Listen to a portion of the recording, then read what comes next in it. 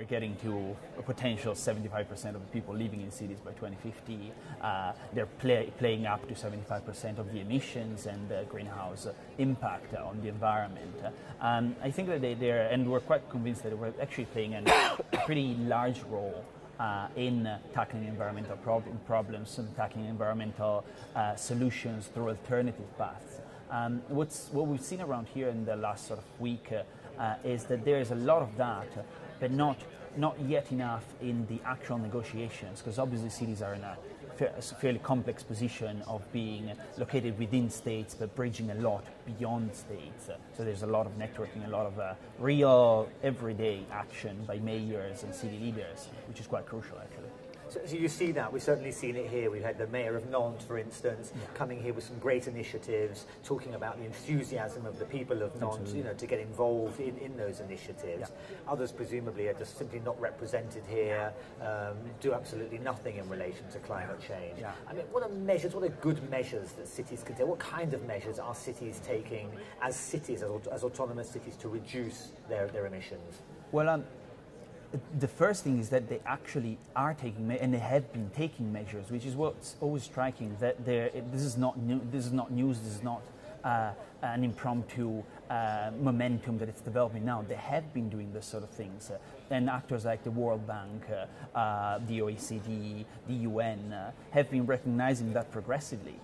Because there's an incredible suite of measures that they're taking, from the most mundane things like transport and changing ways we regulate building infrastructures or energy, to very complex transnational networks actually that put together various mayors, various departments of various cities, and very different cities. Chinese cities cooperating with European cities and American cities at the same time, while their governments struggle to sit in the room together.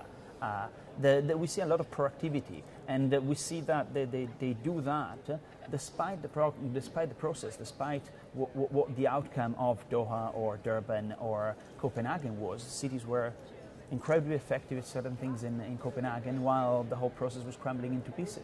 So that's quite... I mean, do you have a model city? I mean, is it fair to talk about a model city, the one to which all others should be aspiring to emulate, to copy? Or is the world too diverse, cities too diverse to be able to do that?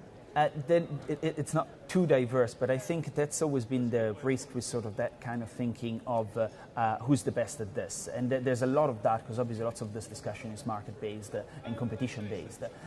Rather than looking at specific cities, whether London or New York is the model to follow, luckily enough, there is a little bit of an appreciation of how diverse the response is. And actually, rather than aspiring to all become Londons, cities are understanding how getting in connections with each other, and not just copying from each other, but quite literally developing together new systems to respond to climate change or environmental sustainability more in general. It actually gives us a much better model than looking for the best solutions. The best solution is everyone's different solutions at the same time. What would help, in these negotiations here in Doha, what would help cities better coordinate their actions as individual cities, as a global network? What kind of measures would you like to see out of COP18 and beyond? Well, to give it an honest and a personal answer to that, I do really think that cities would care not little, but not that much about what happens, simply because they have been very, very proactive and capable of developing their own tracks. There's a couple of groups like the Climate Leadership Group, C40, that are doing a lot of things all together quite effectively, despite the actual UNFCCC process. I think a good outcome here would be a recognition that this layer, not just a layer of government, but this layer of climate action, is actually incredibly proactive and it's doing things. And maybe mayors are a new type of diplomats that we should be looking into. And certainly that's proven by the EU banging their heads together with China on this.